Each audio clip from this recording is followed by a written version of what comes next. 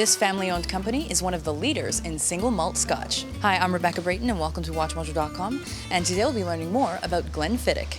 Glenfiddich was started off by William Grant. William Grant worked at a small distillery in Duffdown, the same village as Glenfiddich, for 20 years. Now, during that time, he clearly saw that this is something that he could also do. He had this dream to build his own distillery and produce the best dram in the valley. After 20 years, he had accrued sufficient wealth and also sufficient knowledge to do just that. So in 1886, he started to build his own distillery. He completed it on Christmas Day 1887, when the first spirit flowed through the stills. It's still in the same hands of the same family, now 5th generation, so it's a family-owned company.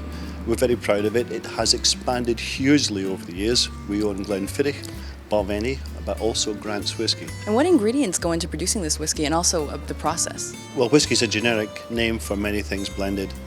Malt whiskey, Canadian whiskey, bourbon, American rye, Japanese, you name it. But malt whiskey, made in Scotland, is made from 100% malted barley.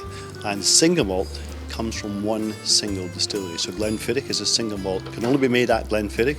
In Scotland we use a combination of both European oak and American oak to mature our whiskies, and generally what we do at the end of the process is we vat those two malts at the end of the maturation phase to achieve a nice balanced flavour. Most will mature in oak of one sort, so it very much depends on how long you leave it in the oak. Obviously bourbons are 2.5, 3 years, blended whiskey 3, 4, 5 years, but you'll get the single malts generally start at 10, 12 years, and then of course upwards. We have a malt whiskey, for instance, that's 50 years old. Now I know there are a variety of different vintages available. What more can you tell us about these? So we have a healthy stock of aged whiskies in the warehouse. So every year we'll do 2 whiskies, vintages between 31 and 37 years old. But we also have, as part of our standard range, a 30, 40 and 50. It's kind of unique, and obviously having a healthy stock of aged whiskies allows us to do something like that. How is it best stored? I mean, whiskey's not for storing, it's for drinking, clearly. But if it's an investment, just make sure you've got a very good seal on the top if you're storing a very old bottle for a long time. Ice versus water?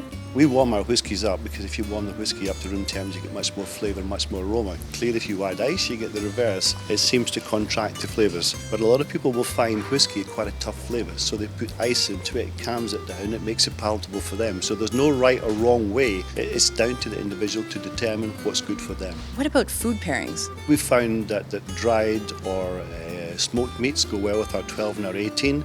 Desserts are fantastic with the 21. Chocolate goes great with both the 15 and the 30. So we know what works, but we can't be too specific. And if we're serving it, how is it best served? The best way is with friends.